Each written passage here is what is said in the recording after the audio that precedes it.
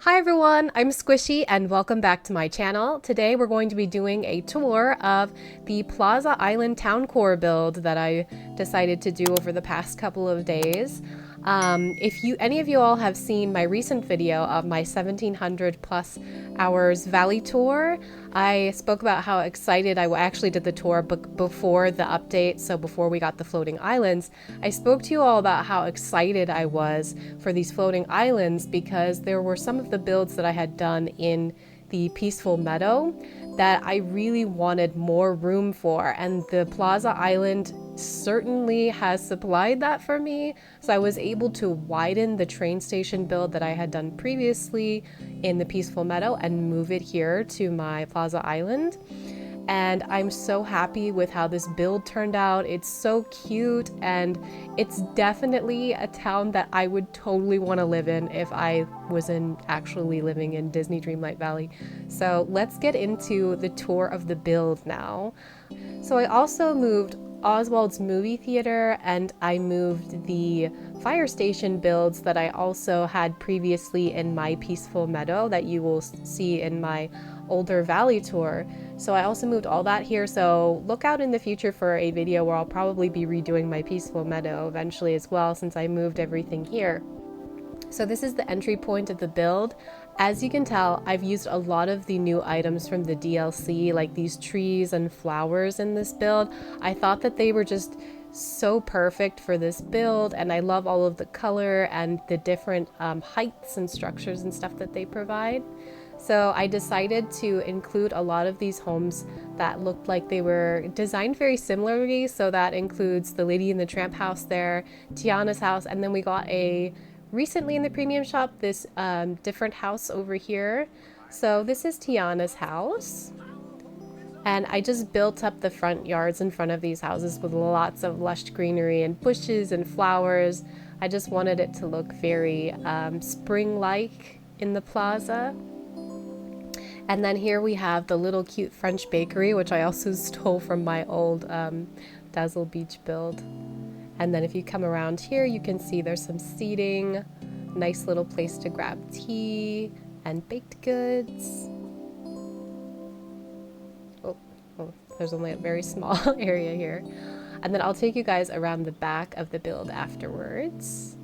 So we have the beautiful town clock here, which I totally enjoyed using the rotation feature for these benches. Super fun to just sort of make them a little diagonal around the clock tower, kind of creating a little bit of a diamond around it. And then I used these beautiful new DLC trees that you craft on the crafting table. Hi everyone that is new to the channel, I'm Squishy, and this is my little guy, Kiffles. He's my little corgi. He spends a lot of time with me, and we play a lot of cozy games together, especially Disney Dreamlight Valley. So if any of that sounds fun or interesting to you, feel free to subscribe, slap a like on this video, and let's get back into the video.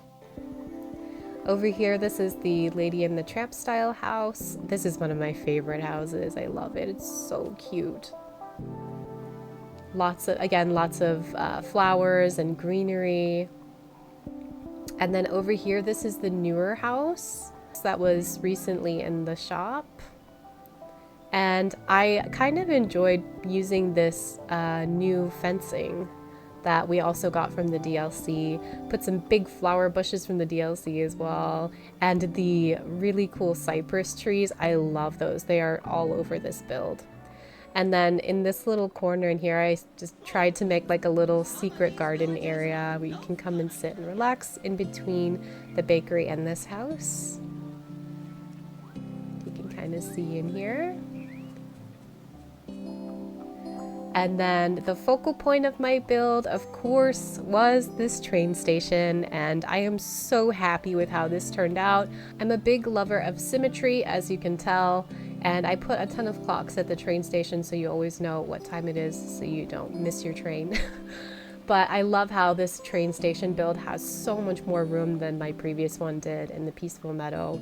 And I'm really happy with how it turned out. There's lots of seating areas for you to wait for your train. And then on the outside of each of the little buildings, you have little areas to catch a bite to eat before you hop on the train, which I thought was really cute.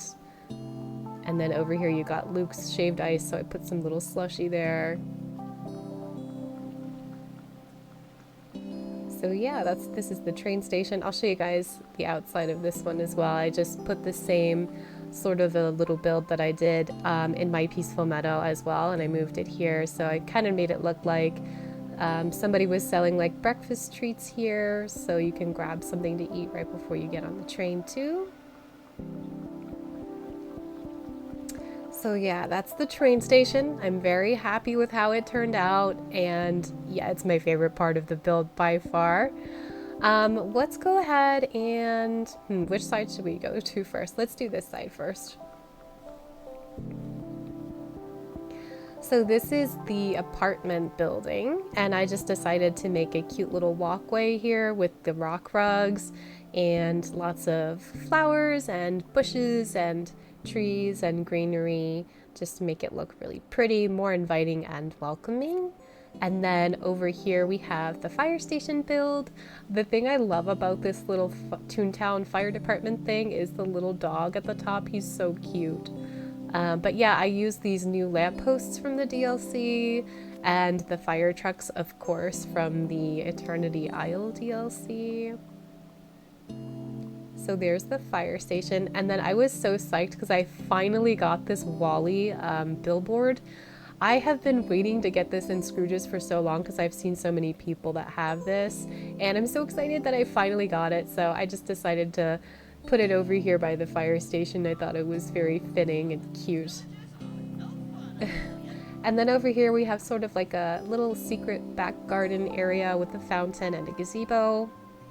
And then I wanted to show you a little bit of some of these backyards. I just decided to make some really cute little areas in the backyards of these houses. So I decided to do like a little sitting area here on the side yard. And then I've got a little place to sit and have your tea in the backyard here at the Lady and the Tramp house. And then of course Tiana's backyard is full of delicious food. She's got a barbecue grill and she's making some delicious dishes, and there's a cute little place to sit down here. And then of course she has her little crocodile house here. Something I was kind of bummed about the floating islands is it doesn't seem like you can fill the pet houses with pets on them.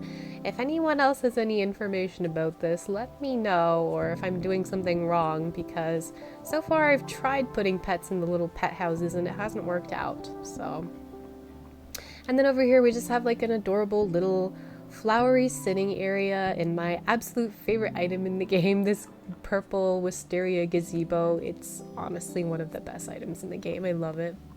And then I put a little crafting area over here under this tree. This is the crafting table that you get from the, I think it's Rafiki or Timon and Pumbaa quests or something like that. I just put some greenery and some flowers here, a little area here for the teleporter. And then I'll start showing you guys this side over here, especially the back area. So behind the bakery, I have a cute little secret garden that you can walk through here.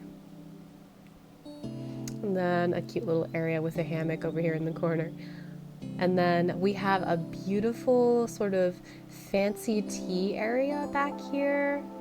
I thought the wedding cakes just filled this space on this table so well, so I put these giant wedding cakes. I mean, I could totally see this as like an adorable place for like a quiet wedding venue, very highbrow. And then I used this new recipe from the Storybook Vale DLC. I think it's called like Alice's Tea Time or something like that. I just used the new trees, the new fountain, like the new fencing. I used a lot of the new items from the DLC back here. I just love how calm and beautiful it is. And as I've told you before in some of my other videos, I am very inspired by European builds and architecture and design, so I always try to incorporate a little bit of that into my builds. This is one of my favorite areas in this build too. It's so pretty. And then I created another little sitting area here under the gazebo for people that come from the bakery to come eat their muffins and croissants and enjoy being outside. And then over here we have the backyard of the little yellow mansion here. I put some cypress trees and then these little Grecian benches with the matching fountain from the same pack. So that's a little, it's very small, but it's a little cute backyard area, nice and private and cozy. And then over here I put the puppet theater.